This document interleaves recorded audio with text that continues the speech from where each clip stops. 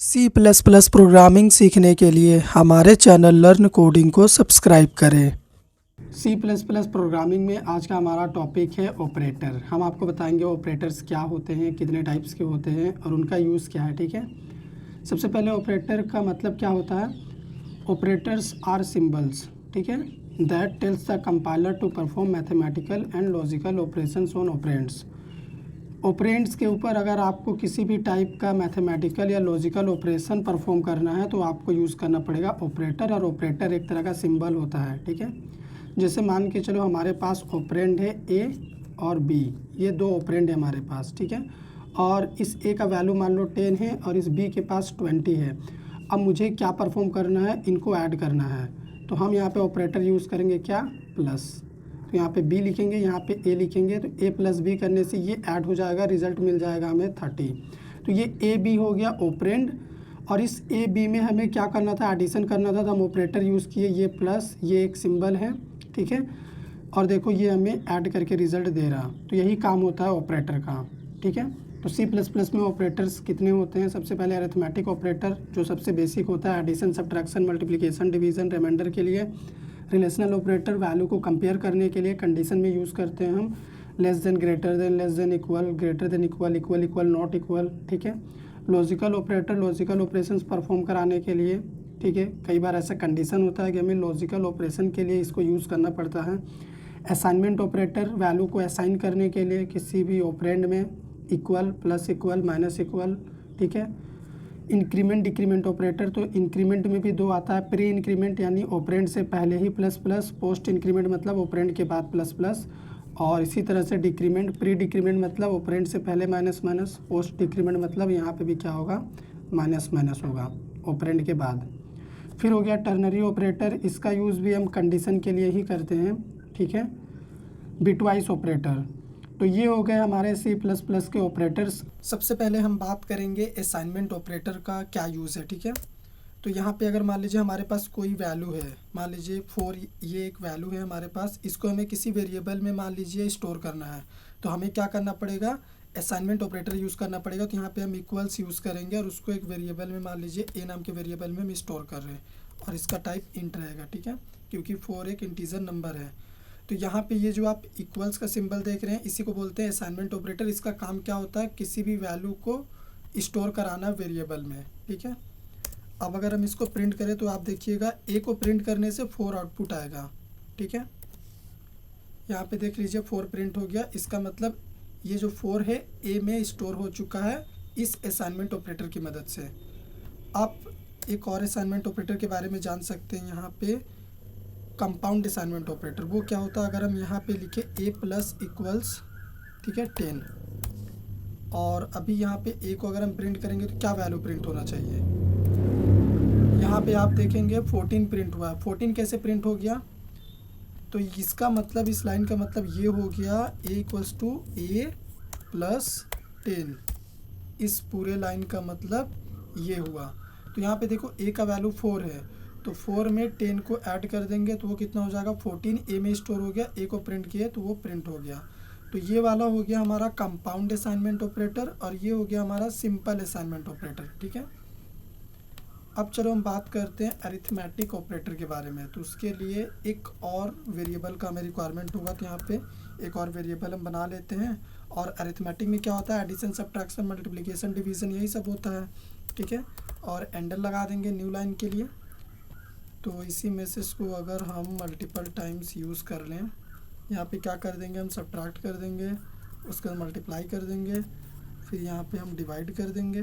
ठीक है, डिवीज़न, और रिमाइंडर भी आप निकाल सकते हैं बिल्कुल।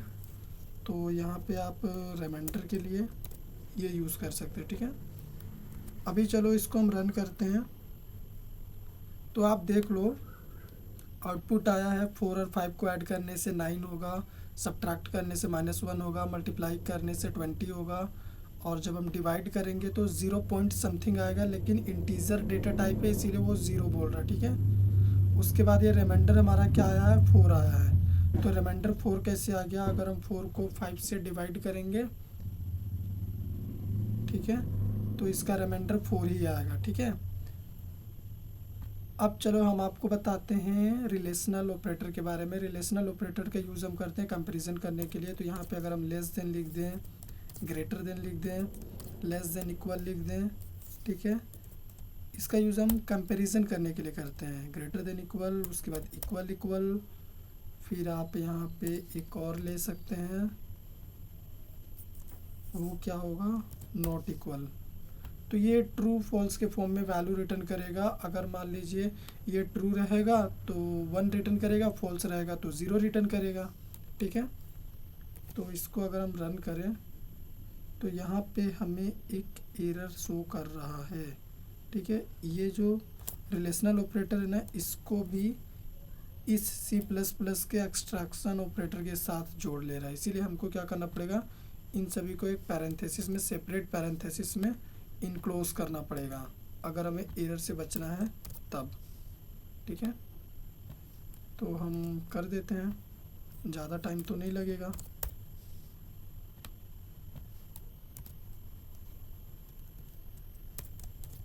ग्रेटर इक्वल, उसके बाद यहाँ पे इक्वल इक्वल, और यहाँ पे हम यूज़ कर देंगे क्या, नॉट इक्वल, ठीक है। तो पैरेंथेसिस में इनक्लोज करिएगा, नहीं तो आपको एरर मिलेगा। तो यहाँ पे देख लो, सबसे पहले a लेस देन b है, क्या 4 लेस देन 5 है, ट्रू, तो 1। उसके बाद यहाँ पे फॉल्स हो गया, 4 ग्रेटर देन 5, फॉल्स, तो 0। फिर 4 लेस देन इक्वल 5, ये भी ट्रू, ग्रेटर देन इक्वल के लिए फॉल्स आया। फिर इक्वल इक्वल के लिए देखो फॉल्स आया, क्योंकि 4 5 के इक्वल नहीं है। नॉट इक्वल के लिए ट्रू आया, ठीक है। तो ये हो गया रिलेशनल ऑपरेटर। अब हम बात करते हैं लॉजिकल ऑपरेटर के बारे में, कि लॉजिकल ऑपरेटर को हम कैसे यूज़ करेंगे। तो यहाँ पे लॉजिकल ऑपरेटर को हम इस तरीके से यूज़ कर सकते हैं। अगर हम लिखें a ग्रेटर b, ठीक है, और लॉजिकल एंड के लिए double and a less than b, ठीक है, ऐसे लिखेंगे हम, तो ये भी ट्रू फॉल्स के फॉर्म में ही वैल्यू रिटर्न करेगा, लेकिन इसका अलग कंडीशन होता है, ठीक है। लॉजिकल और ये हो गया। उसके बाद अभी एक का ही रिक्वायरमेंट होगा, यहाँ पे हम कर देंगे नॉट। तो यहाँ पे अगर दोनों कंडीशन ट्रू रहेगा, ये वाला कंडीशन, ये पूरा कंडीशन अगर मान लीजिए ट्रू रहेगा दोनों, तब जाके ये लॉजिकल एंड ऑपरेटर 1 रिटर्न करेगा ट्रू के लिए। और लॉजिकल और का क्या होता है कि एक भी कंडीशन अगर ट्रू हुआ तो ये 1 रिटर्न कर देगा, ये ट्रू बोलेगा। और यहाँ पे अगर मान लीजिए ट्रू रहेगा तो वो फॉल्स बोलेगा, नोट लगा हुआ है। अगर फॉल्स रहेगा तो अपोजिट ट्रू बोलेगा, ठीक है। तो इसको भी अगर हम रन करें तो आप देख लो आउटपुट एक ही लाइन में आ गया, क्योंकि हमने एंडल यूज़ नहीं किया है। लेकिन देखो 0, पहले 0 आया क्योंकि यहाँ पे देखो ये वाला कंडीशन फॉल्स है, ठीक है। उसके बाद फिर हमारा 1 आया है। 1 का मतलब कि एक कंडीशन देखो ये वाला ट्रू है, तो लॉजिकल और बोलता है ठीक है एक ट्रू है मतलब ट्रू। उसके बाद यहाँ पे ट्रू आया है 1, तो यहाँ पे देखो कंडीशन ये वाला फॉल्स है, लेकिन आगे में नोट लगा हुआ है, इसीलिए वो ट्रू हो गया, ठीक है। अब हम बात करते हैं इंक्रीमेंट डिक्रीमेंट ऑपरेटर के बारे में, ठीक है। तो अगर हम मान लीजिए हमें वैल्यू इंक्रीज़ करना हुआ, एक का वैल्यू एक इंक्रीज़ करना हुआ, तो हम इस तरीके से प्री इंक्रीमेंट यूज़ कर सकते हैं। अगर हमें बाद में इंक्रीज़ करना हुआ तो इस तरीके से हम बाद में यूज़ करेंगे। फिर मान लीजिए हमें डिक्रीज़ करना हुआ तो हम पहले डिक्रीज़ करेंगे माइनस माइनस प्री डिक्रीमेंट, उसके बाद पोस्ट डिक्रीमेंट के लिए वेरिएबल करें, फिर माइनस माइनस, ठीक है। एक वेरिएबल से काम हो जाएगा यहाँ पे इंक्रीमेंट डिक्रीमेंट में। तो इसमें भी हमें न्यू लाइन चाहिए होगा तो एंडल यूज़ करेंगे, अदरवाइज़ आपको समझ में नहीं आएगा।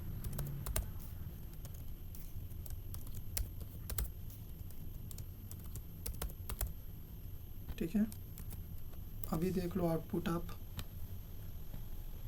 आउटपुट 5 आया है। पहले देखो ए का वैल्यू क्या था 4 था, तो प्लस प्लस ए मतलब वो हो गया 5।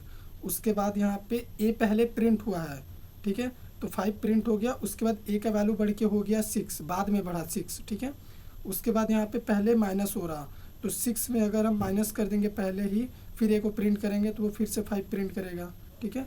फिर लास्ट में क्या हुआ, हम ए को प्रिंट कर रहे, तो ए का वैल्यू लास्ट टाइम 5 था तो वो पहले 5 प्रिंट हो गया है, उसके बाद डिक्रीज़ हुआ है, ठीक है। अगर अभी हम सिंपली यहाँ पे ए को प्रिंट करेंगे तो आप देखना 4 प्रिंट होगा, ठीक है, क्योंकि ये 5 प्रिंट होने के बाद में डिक्रीज़ हो गया। ठीक है,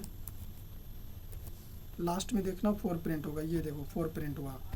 तो ये हो गया हमारा इंक्रीमेंट डिक्रीमेंट ऑपरेटर। अब हम आपको बताते हैं क्या, अब हम आपको बताते हैं टर्नरी ऑपरेटर के बारे में। ठीक है, तो उसके लिए हम क्या करेंगे, यहाँ पे सिंपल सा हम यहाँ पे कंडीशन देंगे ए ग्रेटर बी। ठीक है, अब यहाँ पे हम क्वेश्चन मार्क अगर यूज़ करें, उसके बाद ए प्रिंट होगा, फिर कोलोन बी। तो इसका मतलब क्या हुआ, हम आपको समझा देते हैं। टर्नरी ऑपरेटर क्या करता है, वो कंपैरिजन करके हमें बताएगा। यहाँ पे कंपैरिजन का ही काम करता है, रिलेशनल के जैसे ही। तो यहाँ पे टर्नरी ऑपरेटर ये है क्वेश्चन मार्क और ये जो कॉलन यूज़ किए हैं। तो ये क्या करेगा, जो भी वैल्यू बड़ा होगा, जो भी वैल्यू ग्रेटर होगा, दोनों में वही प्रिंट होगा। ठीक है, इन दोनों में ए बी में जो भी बड़ा होगा वही प्रिंट होगा। तो यहाँ पे देखो प्रोग्राम हम रन कर रहे हैं, 5 प्रिंट हुआ क्योंकि 5 ग्रेटर है। यहाँ पे कंडीशन आ रहा ए ग्रेटर बी, तो क्या 4 ग्रेटर 5 है, कंडीशन फॉल्स। जब कंडीशन फॉल्स हो गया तो ये बी को प्रिंट करेगा, अगर कंडीशन ट्रू रहेगा तो ए को प्रिंट करेगा। ठीक है, अगर ए का वैल्यू ग्रेटर रहेगा तो ए प्रिंट होगा। तो यहाँ बी का ग्रेटर है, इसीलिए वो बी को प्रिंट किया। ठीक है, अब हम बात करते हैं, हमारा लास्ट हो गया क्या, बिटवाइस ऑपरेटर। तो बिटवाइस ऑपरेटर हम यहाँ पे भी बता सकते हैं। नॉर्मली हमें पैरेंथेसिस में ही लिखना पड़ेगा ए एंड बी। ठीक है, तो इसको हम क्या करेंगे, यहाँ पे लिख लेंगे बिटवाइस और के लिए एक बार और यहाँ पे एक्सोर। ठीक है, तो ये 3 ही बता रहे। बिटवाइस में लेफ़्ट शिफ्ट राइट शिफ्ट भी होता है, बट ये 3 ही इंपॉर्टेंट है आपके लिए। ठीक है, तो बिटवाइस ऑपरेटर क्या करता है ना, बाइनरी के फॉर्म में पहले बिट बाय बिट इसको तोड़ेगा, उसके बाद क्या करेगा, अपने ऑपरेशंस को परफॉर्म करेगा। हालांकि लॉजिक सिंपल लॉजिकल ऑपरेटर के जैसा ही काम करता है। बिटवाइस एंड में दोनों ही वैल्यू ट्रू होना चाहिए बाइनरी के फॉर्म में, तभी ट्रू देगा। और में क्या होगा कि एक भी ट्रू होने से ट्रू दे देगा। और इसमें क्या होगा कि जब तक सेम वैल्यू नहीं रहेगा तब तक 0 रिजल्ट देगा। ठीक है, तो इसको हम पहले रन कर देते हैं, उसके बाद स्टेप बाय स्टेप आपको समझा देंगे कि ये काम कैसे कर रहा। ठीक है, ड्राई रन करके तो न्यू लाइन के लिए यूज़ कर लेते हैं हैंडल, और अभी हम प्रोग्राम को कर रहे हैं रन। तो देखो यहाँ पे रिज़ल्ट प्रिंट हुआ है 4 5 1।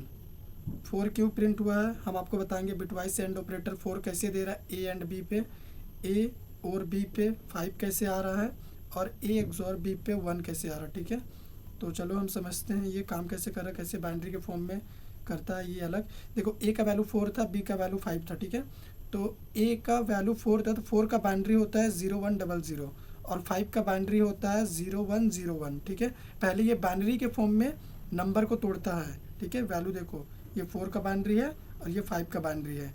उसके बाद मैंने क्या बोला था, अगर दोनों कंडीशन ट्रू रहेगा तभी बिटवाइस एंड ऑपरेटर ट्रू देता है। तो यहाँ पे देखो 1 और 1, यहीं पे सिर्फ दोनों कंडीशन ट्रू है, तो यहीं पे 1 रिटर्न कर रहा है, बाकी जगह पे 0 रिटर्न कर देगा, क्योंकि देखो 0 मिल रहा है कहीं ना कहीं। तो अब इसको देखो, ये जो रिजल्ट आया बाइनरी के फॉर्म में, इसका डेसिमल निकालोगे तो 4 आएगा, वही 4 यहाँ पे आउटपुट पे प्रिंट हुआ था। ठीक है, बिटवाइस और कैसे काम कर रहा है देखो, एक भी अगर इसको ट्रू मिला तो ये ट्रू बोल देगा। देखो यहाँ पे ट्रू मिला तो यहाँ पे देखो 1 आया है, उसके बाद यहाँ पे भी देखो ट्रू मिला तो यहाँ पे भी 1 कर दिया इसने। और इसका बाइनरी को अगर हम डेसिमल में कन्वर्ट करेंगे 5 आएगा, तो रिजल्ट 5 प्रिंट हुआ था। और ये एक्सोर क्या करता है, इसमें क्या होता है कि अगर एक भी वैल्यू अलग इसको मिला, जैसे यहाँ पे देखो 0 है, यहाँ पे देखो 1 है। ठीक है, दोनों में अलग अलग वैल्यू है तो ये 1 देगा, और अगर सेम वैल्यू मिलेगा, सेम वैल्यू मिलेगा तो ये 0 ही रखेगा। तो इस बाइनरी का डेसिमल होता है 1। तो 4 5 1, यही देखो रिजल्ट में प्रिंट हुआ था लास्ट टाइम। ठीक है, 4 5 1। तो इस तरीके से हमारा ये प्रोग्राम काम कर रहा था। तो हमने आपको C++ में जितने भी ऑपरेटर्स होते हैं उनके बारे में बताया। अगर आपको वीडियो पसंद आया हो तो लाइक करिएगा, शेयर करिएगा, चैनल पे नए हैं सब्सक्राइब करिएगा।